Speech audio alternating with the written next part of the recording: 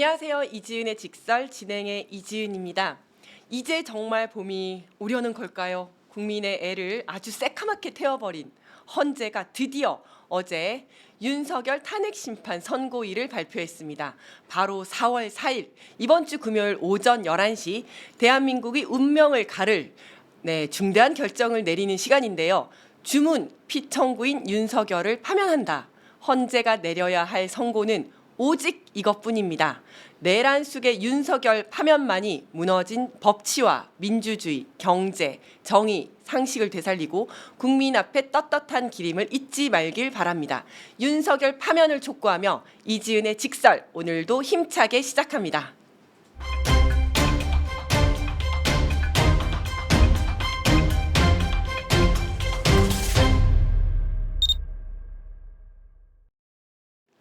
네, 민주당 MTV 이지은의 직설 끝날 때까지 끝난 것이 아니다라는 심정으로 이슈를 파헤치고 탐사하는 이슈 현미경 시간입니다. 오늘은 평범한 이들의 희망이 되는 청년 정치인이죠. MTV의 아버지, MTV의 브라더, 서울시 시당 위원장이신 장경태 의원님 나오셨습니다. 안녕하세요. 네, 안녕하세요. 반갑습니다. 장경태입니다. 네, 어제는 선고 기일 지정이 있었고 오늘은 또 보궐선거고 이번 주 금요일에는 선고가 있는 날이지 않습니까? 가장 바쁜 한 주에 모셨는데요. 요즘 어떻게 지내고 계세요? 일단 오늘 4월 2일 또 재보궐선거 당일이기 때문에 오늘 오전 6시부터 오후 8시까지 구로구청 구로구에 사시는 분이거나 또 마포구 일부 주민과 또 동작구 구의원 선거 또 중랑구의원 선거가 있기 때문에 오늘 재보궐선거 많이 참여해 주셨으면 좋겠고요.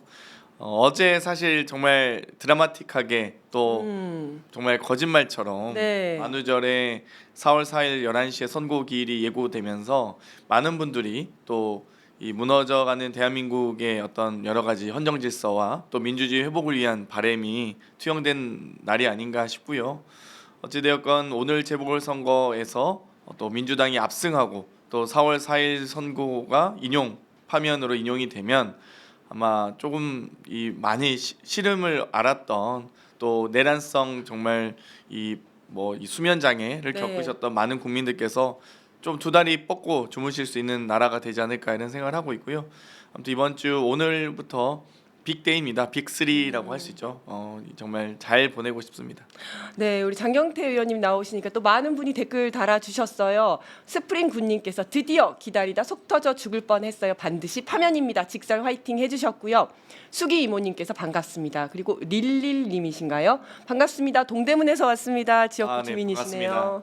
네, 스프링 군님께서 두 분 청년 정치인 보니 마음이 너무 든든합니다. 저는 청년이지만 나 그 얘기 할 줄 알았어. 위원장님은 청년이 아닙니다. 그렇기 때문에 저는 작년 우리 정치인입니다. 당원 당규상 만 45세 이하까지 청년이거든요. 그래서 중년 정치인으로 해주시면 되겠습니다. 네, 중년 정치인 이지은입니다. 네, 저 얘기 할 줄 알았어. 그냥 넘어가려고 했었는데. 네, 근데 저는 정말 궁금한 게 있어요. 네. 우리가 이후에 또 윤석열 탄핵과 지금 현 정국에 대해서 이야기를 또 나누겠지만 궁금한 게 있었는데 의원님 별명이 국회 짠돌이라고 하더라고요. 그건 어떻게 생긴 별명이에요? 이제 제가 의원 되기 전에 여러 가지 그 KBS나 여러 시사 다큐들이 있었는데요. 거기에 이제 출연을 했는데 원룸이나 반지하 여러 방송에서 원룸이나 반지하에서 사는 모습들이 방송이 됐어요. 그러면서 어떻게 이 소위 이제 국회의원 되기 전의 삶이 어떻게 버텼냐라고 했을 때 저는 그냥 제가 제 일상생활을 많이 인터뷰하고 말을 했었는데 다들 그 얘기를 듣더니 경악하면서 이거 너무 검소함을 넘어서 짠돌이 아니냐라고 말씀을 많이 하셔서 저는 그냥 제 삶이었기 때문에 특별히 제가 돈 쓸 데도 없고 저는 저는 이제 이런 얘기 좀 그렇긴 한데 하여튼 너무 궁상스럽고 그랬는데 저는 와이셔츠나 이런 거 제가 다 빨래해서 다 다리도 다 하고 드라이 클리닝을 안 맡기신다고 공장도 제가 홈드라이 제가 다 하거든요. 저희 정장들도 다 제가 홈드라이 한 거고요. 그래서 근데 정말 깔끔하게 빨래로 이렇게 잘하시는 것 같아요. 때문에 세탁소를 전 맡기지 않습니다. 요리도 다 직접 하죠. 자취를 워낙 오래 하셔가지고 제가 요리도 좀 일가견 있는데 조만간 요리로 한번 선보이기 요리 방송을 한번 해볼까 싶어요. MTV에서 네, 네, 그 정도 MTV 에서. 솜씨는 아닌데요. 먹을 정도는 됩니다. 네. 그러니까요. 그래서 짠돌이, 흑수저 이런 별명들이 있으시더라고요. 그래서 제가 그래도 40대 이제 중반을 향해서 가고 계신데 초반인데요. 초반 알겠습니다. 딱 잘라서 말씀하시네. 그래서 제가 또 새로운 별명이 있으면 좋을 것 네. 같아서 네. 그다음에 또 의원님의 이미지가 어떤지 궁금하기도 해서 챗 GPT한테 장경태 의원의 별명을 만들어줘라고 제가 했었거든요. 네네. 그랬더니 청년 정치 개척자 이거는 뭐 아. 생각할 만하죠. 그리고 직진남 장경태 이거 왜 나왔는지 모르겠는데 소신 발언과 아. 뚝심 있는 행보를 반영한다. 제가 이제 그 21대 국회의원 중에 가장 아마 고발을 많이 당하고 아마 네. 국회 윤리위 제소 1위거든요. 그래서 김건희 빈곤 포르노 네, 시작해서 그 최혜병 그러니까 최혜병에 이종호가 개입하고 네. 이종호 씨가 뭐 그러니까 김건희가 이종호 씨한테 뭐 오빠라고 한다 뭐 이런 네. 것에서 다 고발당했거든요. 그래서 아, 또 정광훈의 이 배우 석동윤 변호사가 네네. 이 서부지법의 폭도들의 배우다. 이런 그리고 것들 옆에서 다- 술집에서 뭐 그 네. 사람들이랑 같이 있었다 다 이런 것도 폭로했을 때 그렇죠. 다 고발당하고 근데 딱 두 건 고발 안 당했어요. 여러 가지 고발 중에 하나는 그 계엄 당일날 김건희 씨가 이제 성형외과 성형외과. 간 의혹 그건 고발 안 하더라고요. 사실이니까. 저도 근거를 또 추가 자료 가지고 있기 때문에 네. 뭐 대비를 하고 있는데 또 하나는 윤석열 김건희가 군 골프장을 자주 출몰한다는데 네. 김용현 그 당시 국방부 장관에게 물어봤었거든요. 본인은 갔었냐 했더니 본인은 갔으면 자기는 못 뽑겠다고 막 오. 너무 노발대발 너무 오버하길래 네. 저 뭐 있구나. 나. 두 사람이 안 갔다는 얘기 끝끝내 안 하고 네, 네. 자기는 안 갔다라고 얘기하더라고요. 네. 그래서 저것도 뭐가 있구나 했는데 사실이구나. 네. 나중에 밝혀진 건 방첩사 군 간부들과 갔던 걸로 맞아요. 네. 알려졌죠. 그 이후에도 의원님- 지속적으로 갔고. 네, 그러니까 의원님 보면 굉장히 제보가 많이 들어온다는 생각이 들거든요. 근데 국민 입장에서 보더라도 일을 워낙 잘 하시고 또 그걸 잘 또 해내시니까 제보가 몰리는 것 같아요. 그래서 왜 본인 이제 자랑 타임. 저는 적어오면 하진 않습니다. 네. 그래서 또 한 가지가 민주당의 스나이퍼. 민주당의 스나이퍼. 날카로운 논리와 강한 비판을 강조해서 민주당의 스나이퍼로 하겠습니다. 장 스나이퍼. 아니 근데 이렇게 세 개가 딱 나왔는데 제가 보면서 약간 아쉬웠던 게 그래도 요리도 잘하고 또 이제 뭐 홈드라이도 하면서 빨래도 직접 하고 이런 것들도 같이 들어가면 어떨까 싶어서 제가 학습을 시켰어요. 챗GPT한테. 네. 장 의원님은 이러이러한 면도 있어. 그러면 이런 면까지 합쳐서 별명을 지어줘 했더니 자취왕 장경태. 자치왕이요? 자취왕. 네. 자치왕. 네, 이건 자치왕은 뭐 20대 때 이미 다 이미 했었고 그다음에 정치하는 살림꾼. 어, 정치도 살림도 혼자 해내는 강한 생존력을 강조했다라고 하고요. 생존장 뭐 이런 거. 생존장, 생활력 갑 장경태, 손빨래 정치인 이런 것도 있고 서바이벌 정치인 여러 가지 이야기를 해 주었습니다. 네. 어쨌든 모두 다 그 의원님의 역량과 능력과 그러면서도 이렇게 혼자서 강인하게 살아온 그런 모습까지도 다 반영을 하는 것 같습니다. 자, 이제 오늘의 본격적인 주제로 넘어가 봐야 할 텐데요. 지금 정말 헌재가 우리 모든 국민들이 숨이 넘어가기 직전에 선고 날짜를 지정을 했습니다. 4월 4일 11시인데요. 이 선고 날짜 예상을 하셨습니까? 사실 이제 3월을 넘기지 않을 거다 여러 썰들이 있었어요. 3월 맞아요. 14일 선고설, 그러니까 금요일 날 이제 선고할 거라고 많이들 예상을 했고, 그러면 금요일 날 선고한다 했을 때 예전에 이제 이 소위 최후 변론 이후에 보통 선고일 지정이 보통 박근혜 탄핵 심판 때는 11일 이후, 네. 그다음 노무현 탄핵 심판 때 14일 이후였고요. 또 노무현 대통령의 이 탄핵 소추안 가결 이후에는 63일 이후였고 박근혜 대통령 탄핵 소추안 가결 이후에는 91일 이후였기 때문에 63일에서 91일 사이 혹은 또 최후 변론 이후에도 11일에서 14일을 조금 넘기더라도 네. 20일을 넘기지 않을 거라는 예상을 했기 때문에 법리가 또 노무현 대통령 탄핵 때나 박근혜 탄핵 때와는 달리 매우 명쾌하고 단순하기 때문에 법리 논쟁은 좀 별로 이렇게 평의가 길어질 가능성이 낮다라고 봐서 많은 분들이 3월 14일 또 21일 예상했었거든요. 근데 3월 28일을 넘기면서 미궁 속으로 빠져 들어갔고요. 네. 제 개인적인 생각으로는 이 문영배 이미선 두 헌법재판관의 임기가 4월 18일까지였기 때문에 4월 4일 또는 11일 선고할 텐데 그 다음 주 한 13일 주는 이제 퇴임 앞둔 이 헌법재판관들 일주일 정도 휴가를 가거든요. 그렇기 네. 때문에 4일 또는 11일인데 제 예상은 어찌되건 4월 4일 선거일 경우에 인용,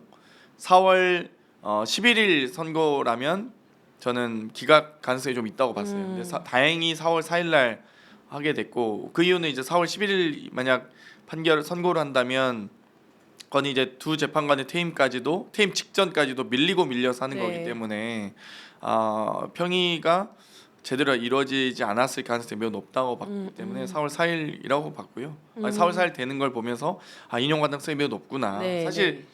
지금 여러 법조계의 의견으로는 저도 법사위에 있다 보니까 이 기각으로는 지금 아마 이 여러 판결문을 쓸 수가 없기 없을 때문에 것이다. 법리 구성이 안 되기 때문에 기껏해봐야 각하 정도 쓸 수 있을 텐데 네. 각하로 쓴다 할지라도 각하라고 쓰기에는 평의 기간이 너무 길었기 때문에 네. 각하로 쓸 거였으면 평의를 이렇게 오래 안 했겠죠. 진작했지. 네. 시작했겠죠. 그랬기 네. 때문에 이만큼 숙성되고 평의를 길게 이 법리 구성을 많이 했다는 것은 또 완벽성을 높였다는 얘기이기 때문에 저는 8대0 인용을 거의 확신하고 있습니다. 네. 4월 4일 이제 선고 기일이 지정된 것만 보더라도 8대0 기각이 인용일 가능성이 높다. 네. 이런 말씀하셨는데 저는 이재명 대표님 그 선거법도 무죄를 확신했어요. 그래요. 네. 네, 네. 다른 분들이 이게 이제 이 법조인들의 한계가 있는데요. 법조인들은 이제 워낙 이 판례나 네. 여러 법리를 많이 또 따지다 보니까 물론 법리를 저희도 이 법조인이 아니어도 따질 수 있잖아요. 네, 근데 네. 그런 걸 하다 보니까 1심과 2심의 여러 가지 이 판결이 뒤집어지기에는 그 뭐 너무 극단적으로 뒤집어지지 않는다라는 그런 선례들이 많이 맞아요. 있어서 네, 네.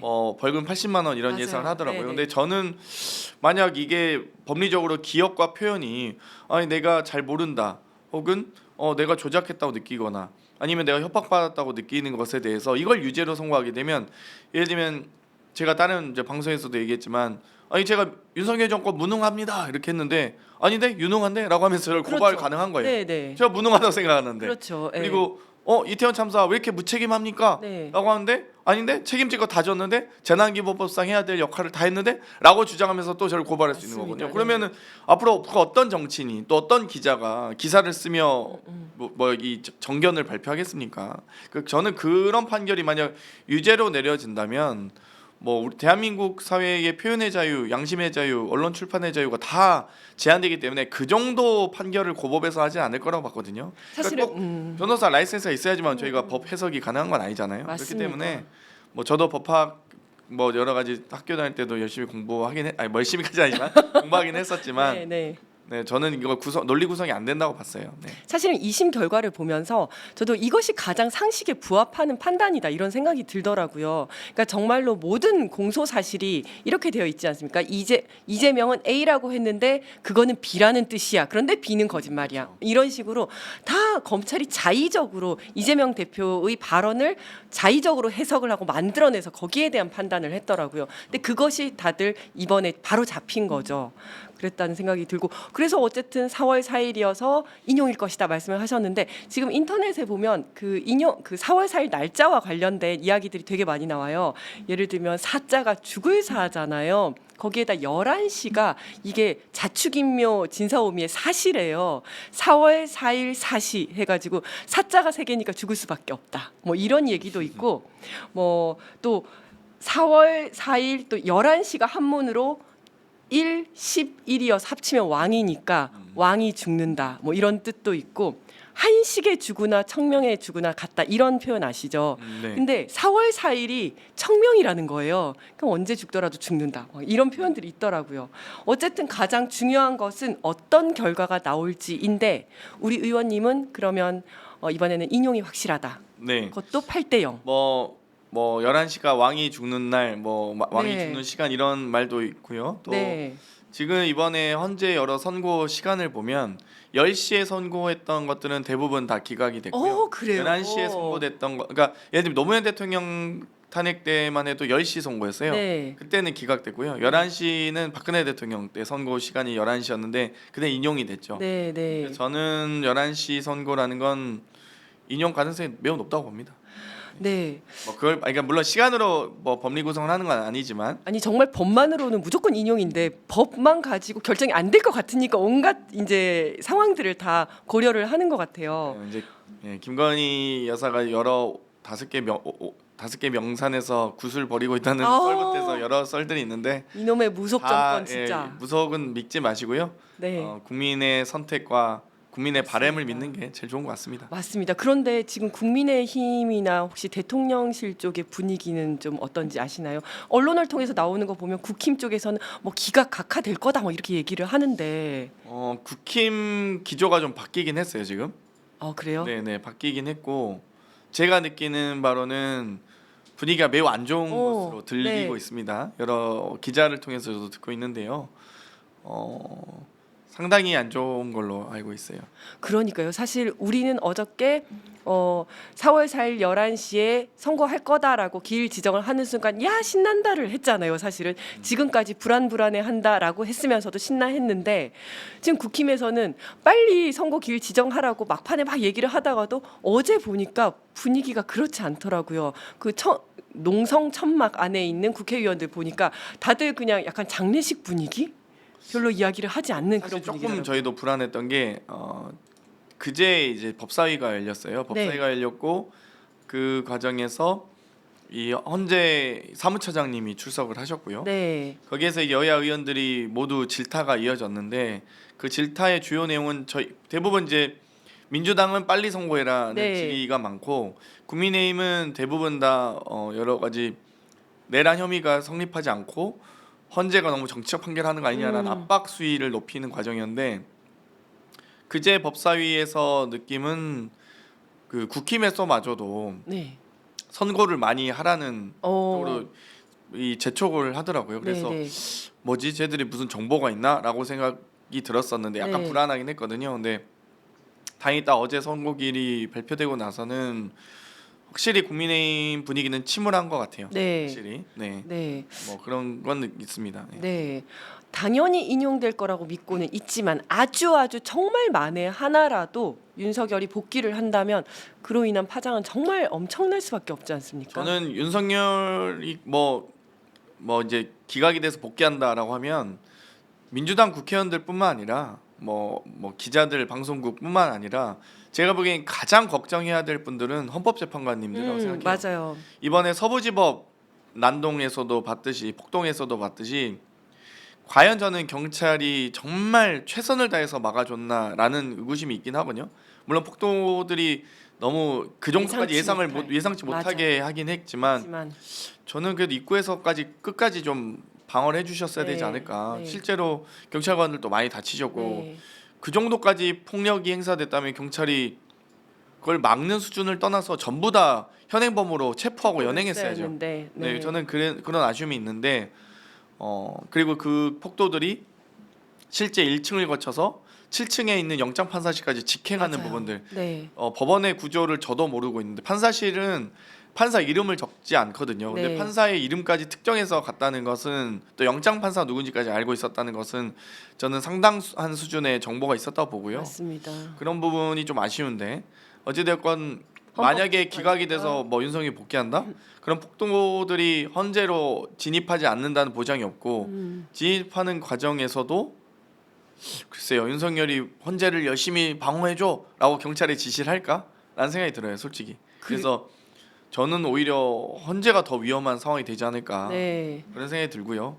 뭐 헌재뿐만 아니라 뭐 여러 이제 기자님도 물어보시던데 기각되면 어떻게 상황이 될 것 같냐 해서 뭐 모 의원님은 뭐 불복 선언이라도 해야 된다 뭐 이런 얘기도 하시는데 저는 그런 말들이 다 소용없는 얘기라 봐요. 기각이 되면 뭐 저희가 뭐 국회 안에서 뭐 불복을 한다 한들 뭐 무슨 의미가 있을 거며 네.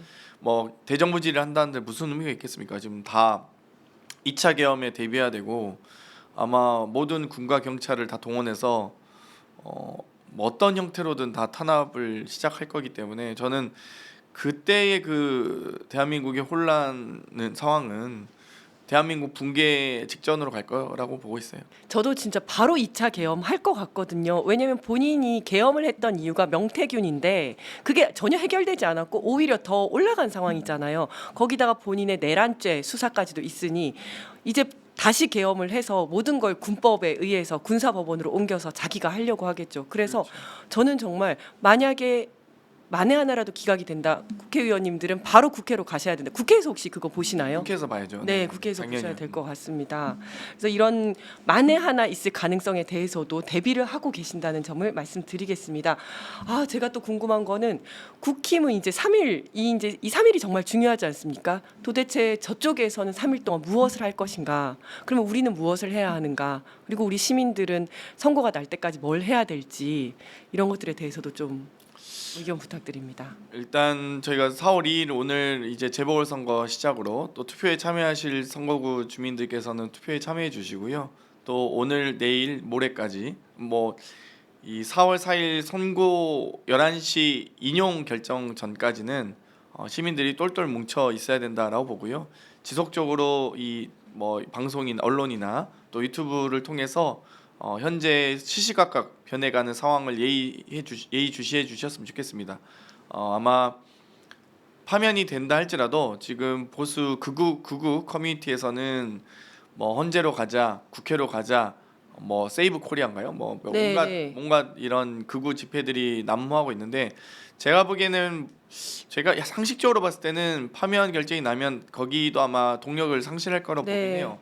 더 이상 이제 관광버스 대절하거나 뭐 금품을 살포하면서까지 동원하기는 어려울 거라 보는데 그럼에도 불구하고 또 한편으로는 또 이 서부지법 폭동에 대한 경찰의 수사가 이어지면서 정광훈 쪽으로 보이는 이 극우 집회가 그러니까 극우 폭도들이 여러 명이 이제 연행되고 네. 나서 확실히 커뮤니티에서의 선동이나 이런 부분이 많이 약화됐다는 줄었죠. 네. 그런 보고가 있습니다. 그렇기 때문에 그런 뭐 분석이 있기 때문에 어찌됐건 뭐 헌재나 국회로 쳐들어올 수 있는 가능성 매우 낮다고 보지만 어찌됐건 시민들께서 계속 예의주시해 주시고요.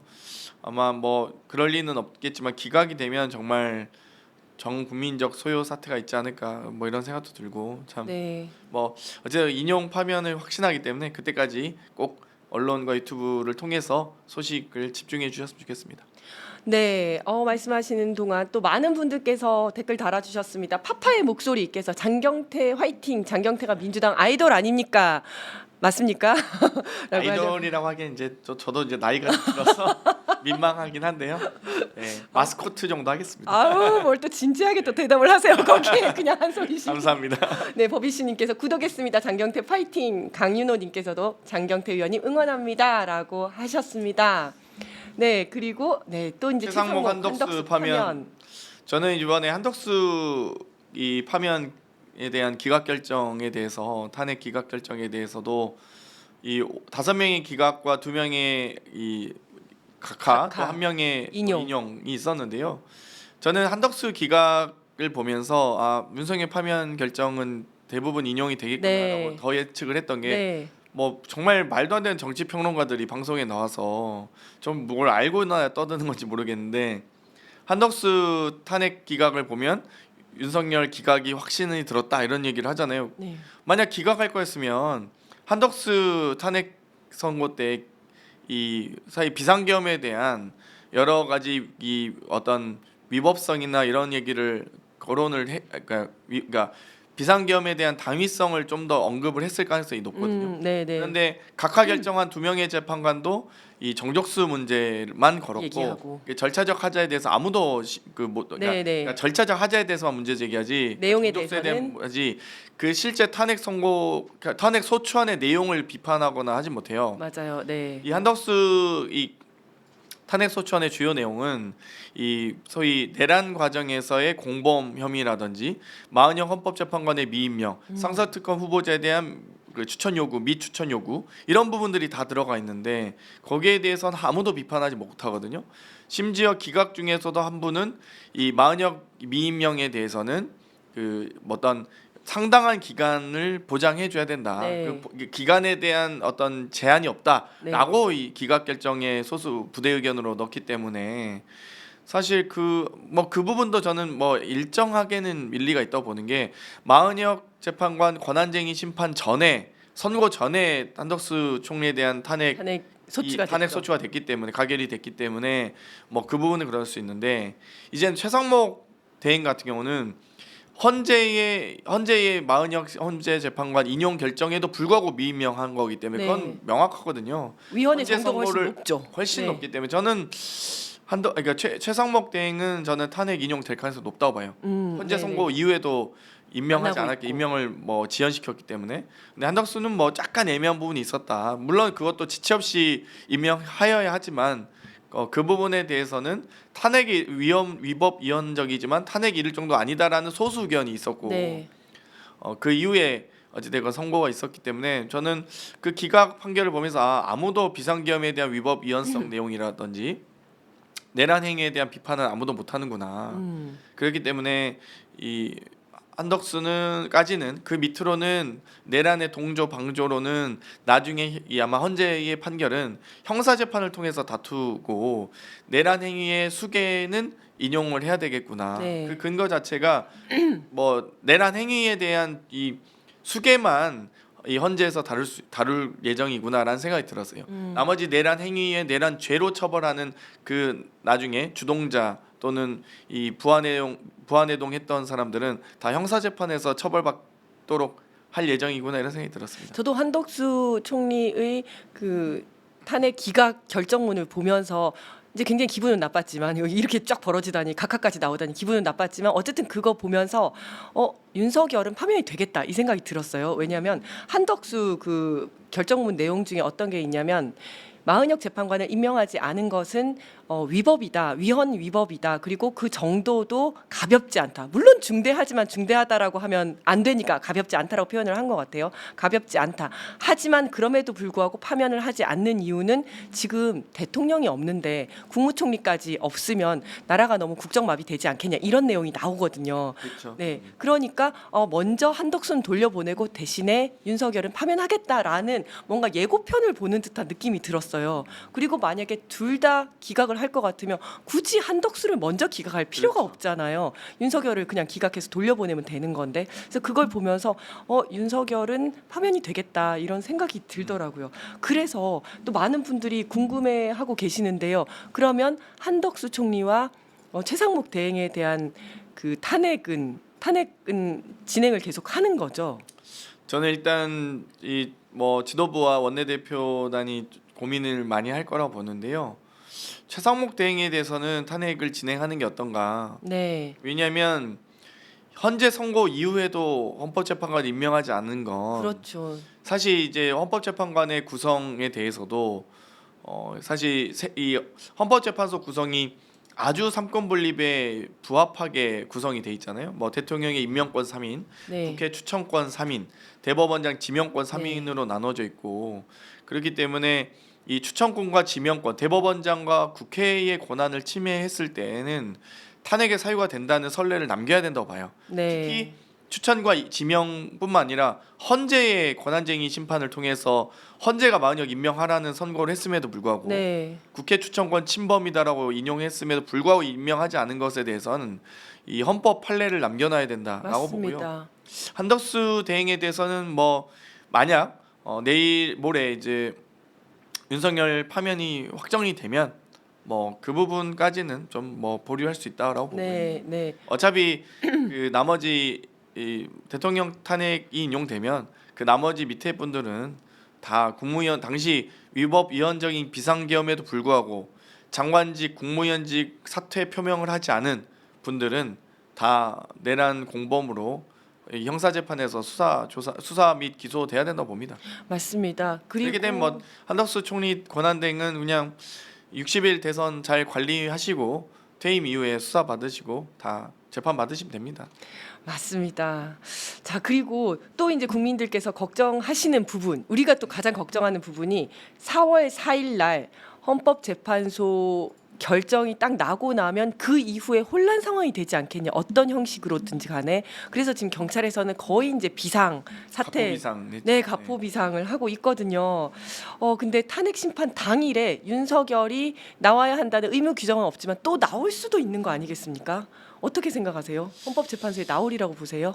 뭐 마지막 지푸라기라도 잡는 심정으로 나올 수도 있긴 한데요. 근데 그동안 사실 탄핵 심판의 선고 당일날 피의 청구인이 나온 출석한 적은 사례는 거의 없었죠. 없죠. 거의 네, 없죠. 네. 한덕수 총리마저도 없었고. 네, 그렇기 때문에 저는 윤석열 씨가 뭐 나오지 않겠다라고 예상은 하지만 또 모르죠. 이제 워낙 현재 재판관들을 압박하기 위한 수단으로 네, 나올 수도 있다고 봅니다. 워낙 그러니까 저는 이 일기 대표 그러니까 최고위원을 하면서 일기 지도부를 하면서 느꼈던 게 윤석열 정권은 정말 그동안 정치권에서 사용하지 않는 초식 정말 처음 보는 이 행태를 너무 많이 보였거든요. 네, 이명박보다 악랄하고 박근혜보다 무능한 형태를 많이 보여왔기 때문에 저는 뭐 이번에 또 이례적으로 출석을 또 예고하면서 헌법 헌재를 압박하지 않을까라는 생각이 듭니다. 뭐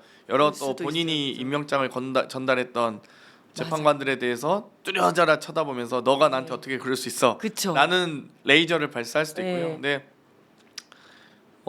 부디 어찌됐건 이 파면되는 과정에서 마지막 품위마저도 아우. 손상하지 않길 바랍니다.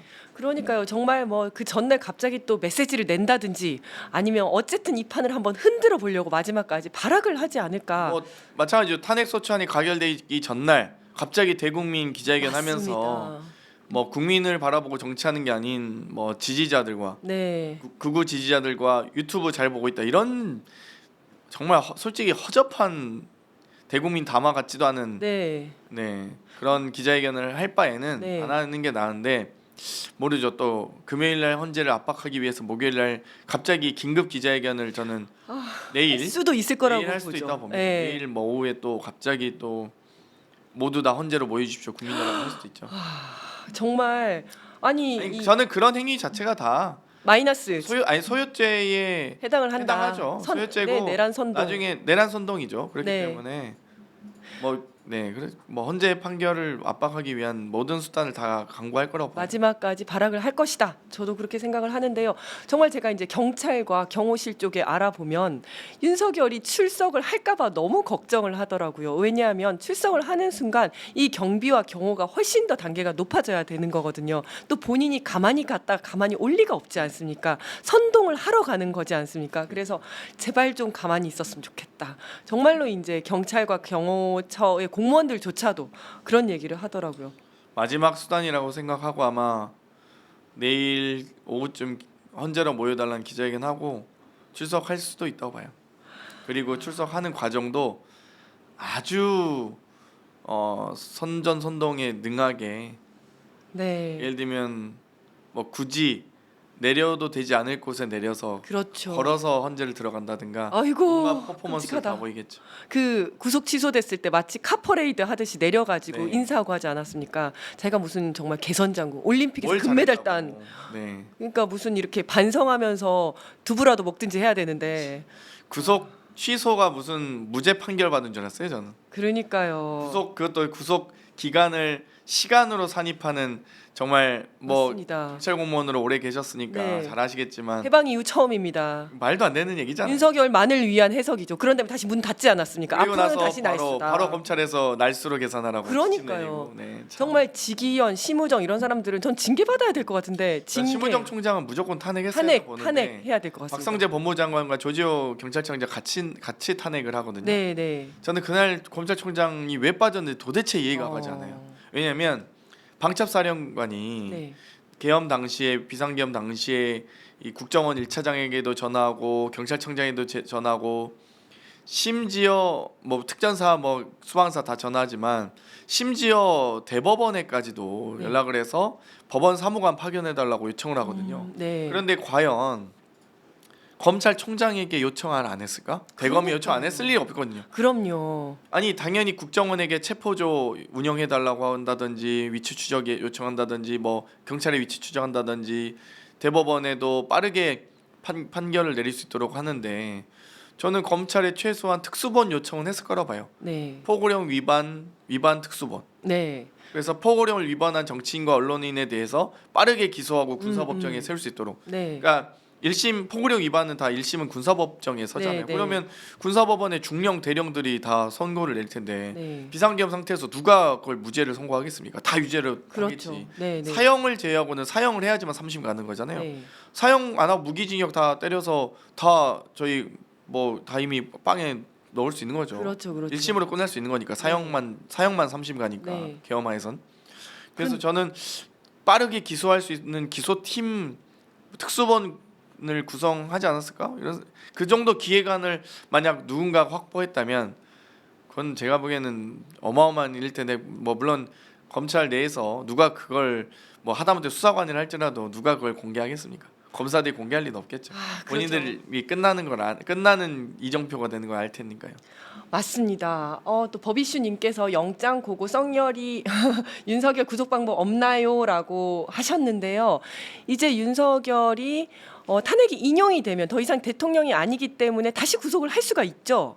그러니까 다시 그렇죠. 수사를 할 수가 있고 당연하죠. 불소추 특권이 적용이 안 되기 때문에 지금까지는 대통령이어서 내란죄 외환죄로만 수사를 하고 기소를 할 수 있었는데 이제 탄핵이 인용이 되면 더 이상 대통령이 아니기 때문에 어떤 범죄로든 모든 범죄 행위로 다 수사하고 가능하죠. 구속하는 거. 지금 당장 뭐 명태균 사건만 하더라도 정치자금법 위반, 공직선거법 위반이지 않습니까? 그리고 특수공무집행방해. 의 피의자로 입건이 된 상태예요. 그렇죠. 지금. 근데 그것과 관련해서도 바로 수사 그리고 체포 과정에서 뭐 공무집행방해 맞습니다. 너무 많이 했고요. 네네 총 쏴서라도 막아라 뭐 이런 얘기 어, 계속 나오고 있지 않습니까? 명태균과 관련된 공직선거법 위반이라든지 정치자금법 위반 사유뿐만 아니라 네. 뭐 여러 뭐 양평고속도로부터 해서 너무 많기 때문에요. 네네. 윤석열과 관련된 여러 혐의들 공천 개입과 관련된 것들은 뭐 네. 워낙 차고도 넘치기 때문에 네. 다른 여죄로도 충분히 구속 사유가 차고도 넘치죠. 네. 역사상 이렇게 범죄를 대통령의 직위에 있으면서 이렇게 범죄를 많이 저지른 사람이 있을까라는 생각이 들 정도니까요. 네, 맞습니다. 진김님께서 윤석열 혐의가 100개가 넘는데 어디서 긴급 체포가 되어도 하나도 안 이상합니다. 네, 저도 그렇게 생각합니다. 그렇죠. 근데 아까부터 계속 말씀하시는데 민주곰이 뭔가요? 민주곰이 그 집회 나가면 파란색 그 네네네. 인형 그거죠. 저희 동대문을에 또 우리 당원께서 청년위원장이신데 그 파란색 곰을 입고 위원장을 누비고 계세요. 그래서 저 그 안에 누가 계신지 너무 궁금했거든요. 네. 그 앞에 그 이렇게 메고 오시는데 동대문. 동대문을에서 나오시는 거구나. 네네 저희 너무 지역입니다. 동대문. 춤도 잘 추고 발재간이 아주 그냥 예. 그래서 저 도대체 누구시지 엄청 궁금했었어요. 네. 너무 귀엽더라고요. 네 좋은 아이디어죠. 네, 네. 아, 청년 위원장님이세요? 네. 아, 그러시군요. 아니 근데 너무 황당한 소식이 또 있었어요. 어제 헌재 선고일 발표 이후에 윤석열 측에서 새로운 대한민국이라는 책을 내겠다라고 하면서 혹시 그 소식 들으셨어요? 몰랐네요 전. 아, 별로 이렇게 너무 바쁘셔서. 관심이 없어가지고. 네, 뭐 사실 모르셔도 될 만한 내용입니다. 저 너무 황당해서 바로 이제 뒤로 가기 했는데요. 뭐냐면 윤석열 측에서 12.3 비상계엄의 정당성 등을 담은 새로운 대한민국이라는 책을 출간한다고 합니다. 네, 이 책에 참여한 몇 면이 아주 대환장이거든요. 김기현, 나경원, 윤상현, 조정훈 의원 뭐 이렇게 나오고 그다음에 또 이제 어떤 교수님들 백지원 전 대변인, 헌법학자인 이인호 중앙대 교수님, 그리고 심규진 스페인 IE대 교수, 심평 도태우 변호사, 복거일 작가, 전한길 강사까지 12명이 12.3 계엄이 정당했다라는 내용으로 새로운 대한민국이라는 책을 낸대요. 그런데 10일부터 이 책을 이제 예약을 받는다라고 하면서 어저께 그걸 그 알렸거든요. 명단이 뭐 정계 은퇴할 분들 명단. 그러니까요. 이거 순장조 아닙니까? 그러니까 약간 순장책인데요. 뭐 네. 예를 들면 2016년 당시에 박근혜 대통령 탄핵을 극렬하게 반대했던 분들 중에 네. 지금 국회에서 보이는 분들은 없어요. 그러니까 심지어 주호영 지금 현재 국회 부의장님께서 네. 권성동 뭐 이런 분들 다 근데 탄핵에 앞장섰던 분들 아닙니까? 네, 네. 그런 분들이 지금까지 살아 계신 거죠. 그렇죠, 그렇죠. 근데 지금 좀 보니까 거기에 또 이렇게 권영세 뭐 권성동 이런 분들은 또 안 계시네요. 빠졌어요. 예, 예. 그러게요. 빠지고 김기현, 나경원, 윤상현, 조정훈 의원 이분들은 어떤 정치적 이해를 가지고 이거 뭐 정치적 이해관계 맞지 않을 것 아마 같은데. 제가 보기에는 화면이 인용되면 네. 그 책 출간 안 할 못할 수도 있을 것 같아요. 이름을 빼달라고 하는 분이 그렇죠, 있을 수 그렇죠. 있어요. 그럴 것 같아요. 예. 이거 아닌데. 이게 잘못 역사에 잘못 남겠는데. 그렇죠, 그렇죠. 네. 그럴 것 굳이 같아요. 네. 그러니까요. 아니 그래서 이분들이 뭐 나경원 의원 같은 경우에는 서울시장 나올 건데 혹시 내부 경선에서 극우의 힘을 빌리려고 그러나라고 생각을 해도 이게 저는 국민의힘이 극우로 가명할수록 더 좋다고 생각하는 게요. 네. 응원해드리고 싶어요. 그런 책 네. 출간도. 네, 네. 그래서 저희가 이 유권자층은 이렇게 이제 이렇게 가운데가 뭉툭한 형태인데 중도가 네. 가장 뭉툭하고 중도 진보 중도 보수가 뭉툭한 가장 인원수가 많은 형태인데 국민의힘이 정말 이 중간에 있는 많은 유권자 많은 국민들을 버리고 포기하고 등지고 계속 오른쪽으로 극우로 가겠다. 간다면 감사한 일이죠. 네, 저희가 더 거기까지 이렇게 다 많은 유권자들을 포용하고 네, 민주당에서 저희가 책임지겠습니다. 하면 되니까. 그러니까 예전에 제가 이거를 이제 그 55년도 일본 정치 체제를 빗대어서 많이 설명을 드리는데 과거에 55년 총선 당시에 일본의 자유당, 사회당, 민주당이 있었어요. 근데 일본의 이제 중도가 민주당이었고 보수가 자유당, 진보가 사회당인데 55년 일본 총선에서 사회당이 2당으로 등극을 해요. 네. 그러면서 이 일본도 소선거구제를 채택하고 있기 때문에 일본의 민주당 또 자유당에서 많은 우려가 컸죠. 사회당이 사실상 이제 민주당을 위협한 수준이었고 자유당은 이미 3당으로 전락했었고 네, 네. 그러면서 이제 일본의 민주당 인사들이 자유당과 통합을 이끌어내거든요. 그러면서 이 일본 자민당의 탄생을 이끌어내고 자민당이 거의 뭐 70여 년 가까이 계속 장기 집권을 하죠. 네. 60여 년 정도 네. 장기 집권을 하면서 2009년에 일본의 입헌민주당이 이제 일본의 민주당이 이 정권 교체를 하기 전까지는 장기적으로 집권을 하는데 저는 뭐 일본의 자민당이 좋다 말다를 떠나서 그 모델을 그대로 우리 민주당도 좀 따라하면 어떨까? 우리가 중도 진보와 중도 보수를 모두 다 아우르는 민주 개혁 세력으로서 자리매김을 하고 좌측에는 뭐 조국혁신당이나 진보당이나 녹색당이 네. 막 깡총깡총 뛰어놀게 하고 네. 극우 정당으로 국민의힘 뭐 영남 자민련 정도로 아니 영남도 아니에요. 제가 보면 TK 자민련 정도로 전락시키고 네. 제가 보기에는 불경의 유권자들 분들도 상당히 합리적이신 분들이 많기 때문에 네, 네. 저는 충분히 민주당을 지지할 가능성이 매우 높다고 보거든요. 네. 그래서 저는 아마 뭐 오사카 유신회 정도 되려나 이런 생각이 들더라고요. 국민의힘 오사카 유신회 정도로 전락하면 네. 저희는 뭐 우린 자민당 모델로 가도 될 것 같다라는 생각이 들었습니다. 아니 근데 본인들이 그 길로 가고 있어요 지금 스스로 정말 중도를 버리고 세이브 코리아 가고 많이 있어요. 홍보해 드려야겠는데요. 그러니까요. 그분 거기에 이름을 올린 정치인들은 아마 23대 국회에서 못 볼 것 같은데요. 안녕 멀리 안 나간다 말씀을 드리겠습니다. 네 그리고 지난 월요일에 열린 법사위 이야기 좀 더 나눠보겠습니다. 그때 김정원 헌재 사무처장이 출석을 하셨었고 의원님께서 그 처장에게 헌재의 조속한 선고를 강력하게 촉구를 하셨었죠. 그래서 그 덕에 바로 또 다음 날 이 선고 길이 잡힌 거 아닌가 이렇게 생각을 제가 하는데요. 헌재 한가합니까 그랬죠. 아 그죠. 헌재 한가합니까? 민주당 스나이퍼. 네. 다른 분들이 너무 빨리 선거하십시오 이렇게 하는 것도 이제 중요하지만 이 정치적 메시지는 국민의 뇌리에 남아야 되거든요. 네. 그래서 저도 빨리 선거하십시오라고 이제 촉구를 어떻게 해야 될까라고 고민하다가 지금 전 국민이 이렇게 매일 밤마다 집회하고 매주 주말마다 사실 저희도 힘들지만 국민의힘 지지자도 힘들 거야. 지금 나오려면 매번 그뭐 돈이 들잖아요. 멀리서 또 네, 버스 차로 타고 또, 오려면 예. 힘드실 거예요. 의자도 아마. 깔아야 되고 거기 의자도 의자도 목사마저도 지금 돈 뭐한 없어.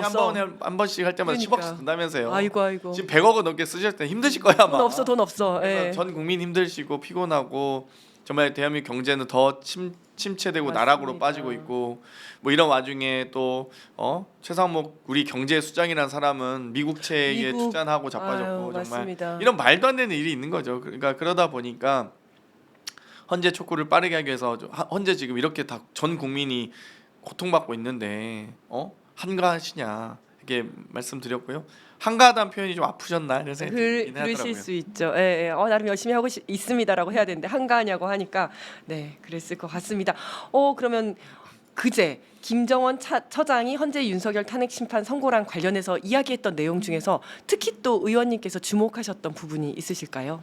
김정원 처장이 심사숙고하고 있고 아주 심도 깊게 논의하고 있고 뭐 멀지 않은 시일 내에 선고될 것으로 기대한다 뭐 이런 표현들이 있었는데요. 네. 뭐 다음 날 또 바로 처장도 어느 정도 그래도 뭐 판결 내용까지 모르지만 분위기는 알 거란 말이에요. 네, 네. 그래서 저는 심도 깊게 논의하고 있고 뭐 이런 표현을 들었을 때 이 평의가 일단 각하는 아니구나. 그러니까 각하 의견은 없어졌구나. 네. 이런 생각이 좀 사실 들었어요. 아, 그러니까 심도 깊게 논의하고 있고 이런 표현들을 보고 빠른 시일 내에 할 때 심도 깊게 논의를 하려면 각하는 심도 깊게 논의할 게 없거든요. 아니죠. 예, 처음부터 아예 그냥 잘라내는 기각 거니까. 의견과 인용과 기각으로 나눠서 토론 평의를 해야 될 텐데 네. 각하는 말 그대로 이제 법률 용어 모르시는 분들을 위해서 말씀드리면 각하는 소외 제기할 자격 요건이 안 된다고 이제 네. 배제하는 거기 때문에 크게 법리가 뭐 깊이 있게 들어갈 게 없거든요. 그런데 저는 처장이 그 말 속에 저는 힌트를 줬다고 봤어요. 그래서 심도 있게 논의하고 있다는 거는 인용과 기각에서 토론할 텐데 기각으로 토론할 게 쉽지 않거든요. 맞아요. 이거 어떻게 기각을 시키냐고요. 심도 깊게 법적으로. 논의했다는 건 결국 인용 판결문을 얼만큼 더 완벽하게 쓸까를 고민하고 있는 건 아닌가. 완성도 높게. 뭐 여러 가지 부대 의견을 달더라도 그 부대 의견 속에 어찌되었건 완성도를 높이기 위한 또 소수 의견을 넣더라도 본인들이 평생에 기억될 네. 평생의 길이 남을 앞으로 많은 후세의 대학생들이 다 공부해야죠. 판결 볼 거 아닙니까? 네, 네, 그렇죠. 부대 의견 볼 텐데 그렇죠. 참 그런 판결문을 남기기는 쉽지 않았을 거예요. 네, 맞습니다. 기각의 부대 의견을 남긴다, 소수 의견 남긴다. 제가 보기에는 어려웠을 거라고 봅니다. 저도 그렇게 생각합니다. 그리고 중심추가 탄핵 인용으로 딱 넘어갈 순간 다들 그냥 탄핵을 선택하지 않을까, 인용을 선택하지 않을까 이렇게 생각이 됩니다. 저는 5대 3이라고 할지라도 5대 3으로 만약 기각이 된다 할지라도 그 3명의 기각 의견을 주심 판결문에 넣어야 될 텐데 선고 이후에 넣어야 될 텐데 5명이 인용하고 3명이 기각하였으므로 6명이 6인 인용이 되지 않았으므로 뭐 기각으로 기각한다라고 할지라도 네, 그럼에도 불구하고 그 기각의 논리 법리 구성을 써야 될 거 아니에요? 그렇죠. 네. 그러면 그걸 어떻게 쓰냐고요? 그걸 어떻게 쓰냐고요? 진짜. 아니, 저는 그분들도 되게 곤혹스러울 것 같아요. 그러니까 본인들이 거의 30년 가까이 이 판사 생활을 하셨는데 네. 그 명예를 다 뿌리치면서 그리고 길이길이 정말 역적으로 남을 만한 판결문을 쓸 수 있나? 맞습니다. 저는 그 정도의 그래도 아무리 뭐 국민의힘의 추천을 받았든 윤석열의 임명장을 받았든지 간에 그래도 뭐 그것과 별개로 그분들도 정말 양심에 본인들의 평생을 걸고 맞습니다. 판결을 하지 않으실까 이런 그래도 최소한의 기대는 하죠. 맞습니다. 그리고 이제 많은 분들께서 또 이제 한덕수 총리의 탄핵 기각 결정문을 보시면서 2명이 각하했으니까 여기도 각하하지 않을까 이런 걱정도 좀 하시는데 그때의 각하와 지금의 각하는 상황이 너무 다릅니다. 그렇죠. 왜냐하면 그때의 각하는 이게 이제 의결 정족수 탄핵 정족수가 151명이냐 200명이냐였잖아요. 근데 그 각하하신 분들은 정족수가 200명인데 200명이 찬성을 하지 않았으므로 각하다라고 했는데 요거는 이제 뭐 헌법 학자들 사이에서도 어떻게 보면 다수설 소수 이렇게 설이 갈리는 부분이거든요. 그렇죠. 그런데 지금 윤석열과 관련해서는 그런 게 하나도 없어요.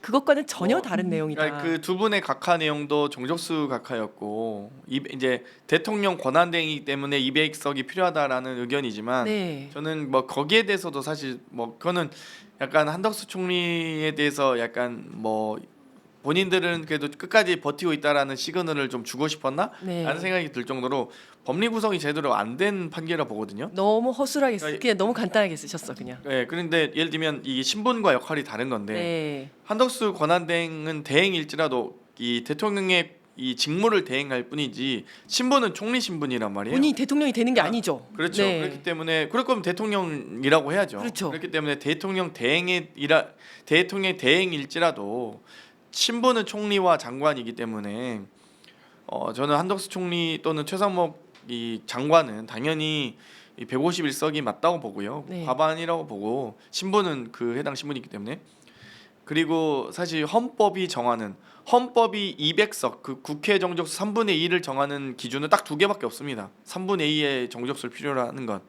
대통령에 대한 탄핵 또는 헌법 개정이거든요. 그렇죠. 그러니까 주권자인 국민이 위임한 권력을 입법부가 탄핵할 때 할 수 있는 최대치, 그러니까 최소한의 기준은 3분의 2인 3분의 2다. 것이지 국민이 위임하지도 않은 권력을 탄핵하는데 누가 3분의 1을 줍니까? 그건 맞습니다. 말이 안 된다고 보고요. 네. 뭐 무슨 함덕수 총리나 뭐 장관이 국회 200명을 요하는 것도 말이 안 되고 심지어 저희가 그러면 그 논리대로라면 저희가 예를 들면 법무부 장관 탄핵돼 있고 지금 행안부 장관이 사퇴한 마당에 그러면 국무위원도 그러니까 차관이 장관 권한대행이라고 해서 그 사람들이 국무위원이 되나요? 그렇지 않거든요.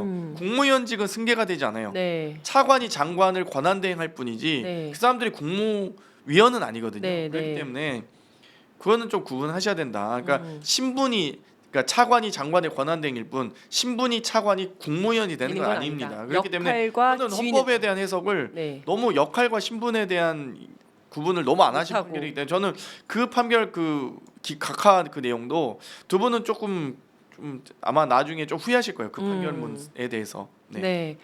그리고 또 많은 분들께서 이런 질문 아까 보니까 네네. 저 내용 이런 네. 내용이 또 있었네요. 그렇죠. 계엄군이 케이블 타이로 기자를 포박한 내용이 국회 CCTV에 잡혔다. 저 혹시 기사 보셨습니까? 네, 저 아마 그 국방위 혹은 국조특위에서 그 내란 특위에서 네. 아마 이 박선원 의원님이 케이블 타이를 가지고 오셔서 또 네. 그 케이블 타이 저희도 다 봤거든요. 네. 막 여러 널브러져 있었어요. 네. 직후에 다 수거해 갔지만 그때 이제 박선원 의원님이 공개하면서 또 김민석 최고께서도 공개하셨죠. 이거 포박하기 위한 케이블 타이다. 아니 제가 봐도 그건 수갑이고 군대 갔다 온 사람 다 그렇죠. 알죠. 그거 양쪽 손 딱 넣게 돼 있잖아요. 케이블 타이로 포박할 수 있게 돼 있어요. 근데 네. 그거를 가지고 국회 문을 잠그기 위해서 처음에 국회 문을 잠그게 또 누가 얘기했죠. 그거 김연태 아닌가요? 김연태 사령관. 팀대장이었나? 저는 네. 그걸 보면서 그분은 진짜 군인이 맞나 군대를 갔다 온 사람 다 알거든요. 케이블 네. 타이로 포박하는 거 알지. 아니 문을 잠글 거였으면 그렇게 안 하죠. 그 형태로. 그리고 케이블 타이를 다양한 형태로 다 가능한데 그게 문고리가 이렇게 붙어 있을지 떨어져 있을지 어떻게 그렇죠. 합니까? 네. 떨어지는 거면 케이블 타이 다른 형태로 네. 구성해야죠. 그렇기 때문에 그리고 심지어 어제 이제 이 보도에서도 이 모 언론사 기자분을 실제로 그 케이블 타이로 포박하는 CCTV 영상까지도 공개됐잖아요. 그래서 네. 저는 저 뭐 군인들도 문제지만 네. 저걸 부인한 그 지휘관들 무책임한 지휘관들 네. 임성근하고 똑같은 사람들이에요. 그런 거 보면 맞습니다. 그렇기 때문에 그런 그러니까 국민을 호도하는 또 그 내란 국조특위에서 분명히 증인 선서를 했을 거거든요. 네. 위증의 혐의로 위증을 했죠. 강력하게 처벌해야 된다 봅니다. 맞습니다. 빨리 법정 정말- 모독과 국회 모독은 같은 형량이거든요. 형법상 네. 아시겠지만 네. 그래서 국회 모독과 법정 모독은 같기 때문에 저는 이 모독죄로 정말 강력하게 처벌돼야 된다고 봐요. 맞습니다. 저렇게 거짓말하고 그다음에 허위로 위증을 하고 해서 진실 규명에 협조하지 않고 김현태 오히려 특임대장이었군요. 맞아요. 김현태 특임대장이었습니다. 네.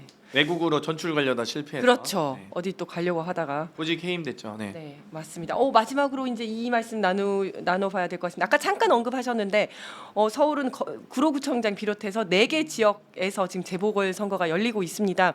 그 전에 오늘 아침에도 그럼 다녀오신 건가요? 지원 아침에는 유세 안 갔죠. 아니고 네, 그 어제, 전에도 어제는. 지원 유세 다녀오셨죠? 네네 계속 다니고 있고요. 네, 또 유세뿐만 아니라 여러 가지 선거와 관련된 전략과 전술 또 여러 선거 홍보와 관련돼서 여러 논의를 하고 있고요. 네, 실제로 이제 정당 내부에서도 다 여론조사는 다 돌려봤고요. 네, 네.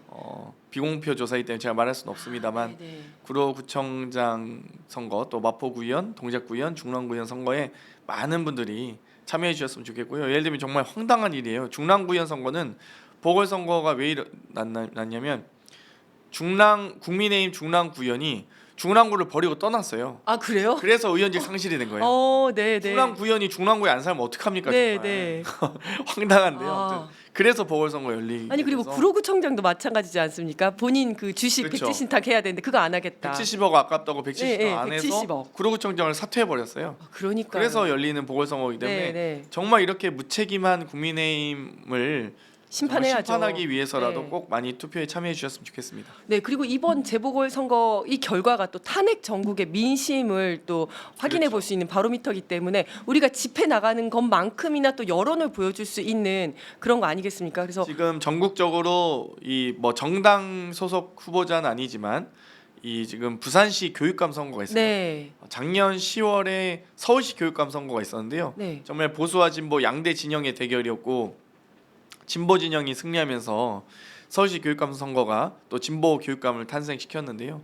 저는 부산시 교육감 선거에서도 위대한 부산 시민들께서 꼭 부산시 교육감 선거도 진보 교육감을 꼭 뽑아주시면 어떨까 이런 생각이 들고요.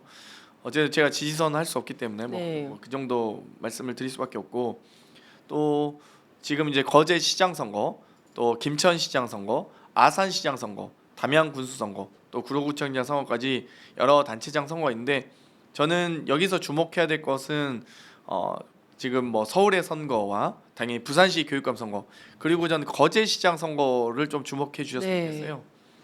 거제시장 같은 경우 병광용 후보가 저희 뛰고 있는데 정말 이 국힘이 지금 제일 지금 이렇게 아나무인 국민을 개돼지로 여기고 있는 건 아직도 총선이 3년이나 남았기 때문이거든요. 네. 그러니까 이제 3년 후면 어떻게 될지 전국이 어떻게 될지 모르고 자기들도 네.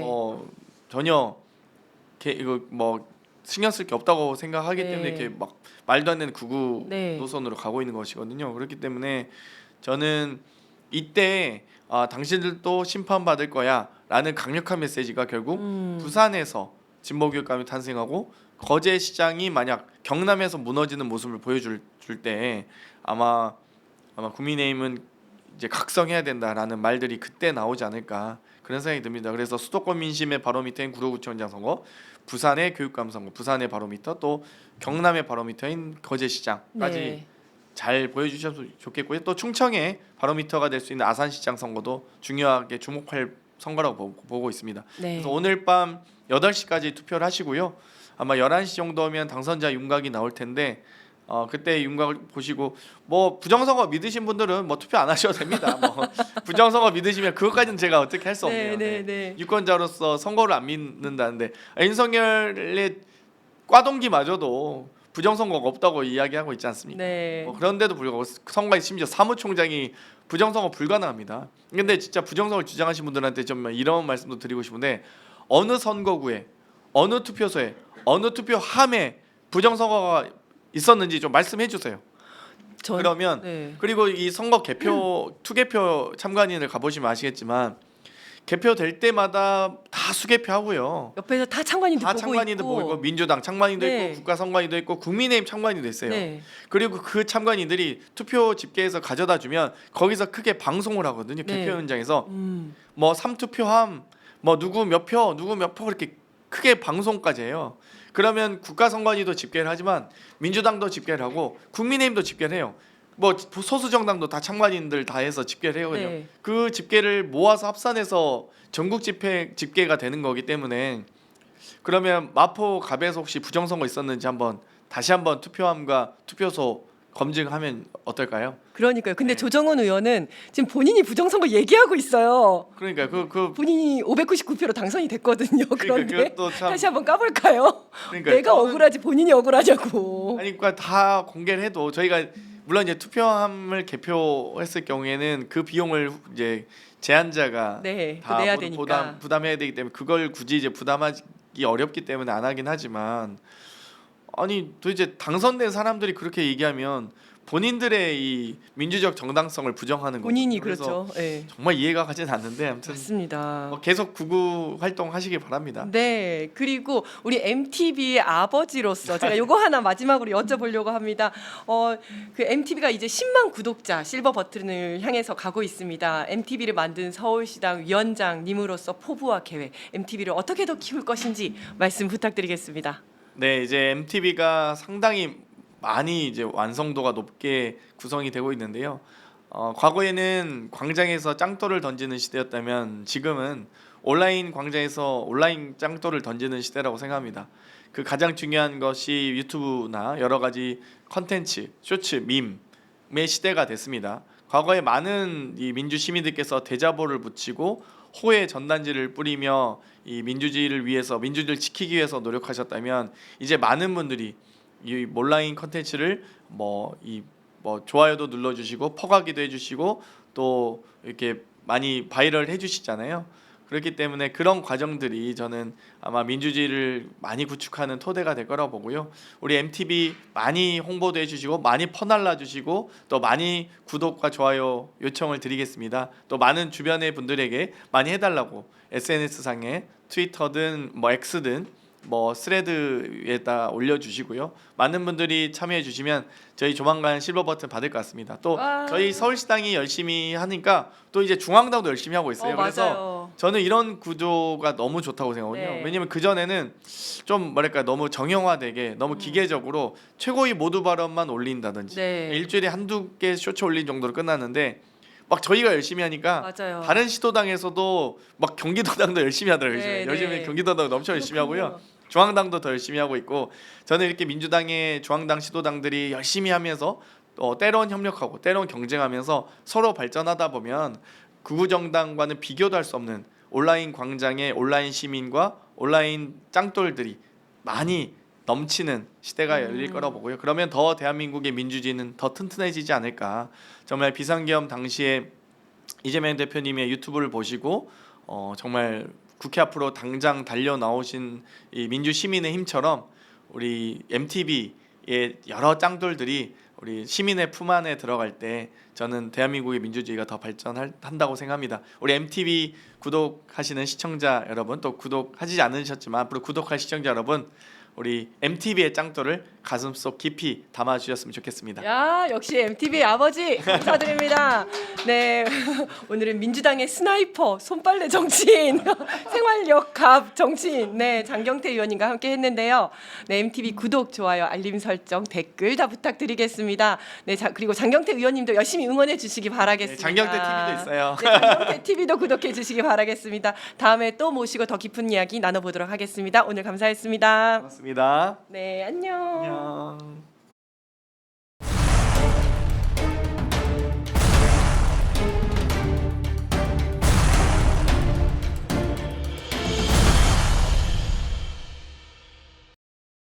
드디어 윤석열 탄핵 심판 선고 기일이 지정되었습니다. 헌법재판소는 87년 6월 민주항쟁의 결실로 탄생한 민주주의의 최후의 보루입니다. 우리 국민은 38년 전 군부 독재에 맞서며 피와 땀으로 민주주의를 쟁취했습니다. 그 투쟁의 결실로 헌법재판소가 탄생했고 헌재는 지금까지 헌법의 가치와 국민의 기본권을 지켜오는 역할을 해왔습니다. 2025년 4월 4일 대한민국을 넘어 세계가 헌법재판소의 선고를 지켜볼 것입니다. 헌법재판소는 윤석열 탄핵을 통해 국가 권력은 국민 위에 군림할 수 없으며 민주주의와 헌법 질서는 누구도 침해할 수 없다는 점을 분명히 하기 바랍니다. 대한민국이 다시 정상으로 돌아갈 수 있는 길, 민주주의를 지켜낼 방법은 윤석열 파면밖에 없습니다. 그것이 헌법재판소의 존재 이유입니다. 이상 팩트 하이킥이었습니다.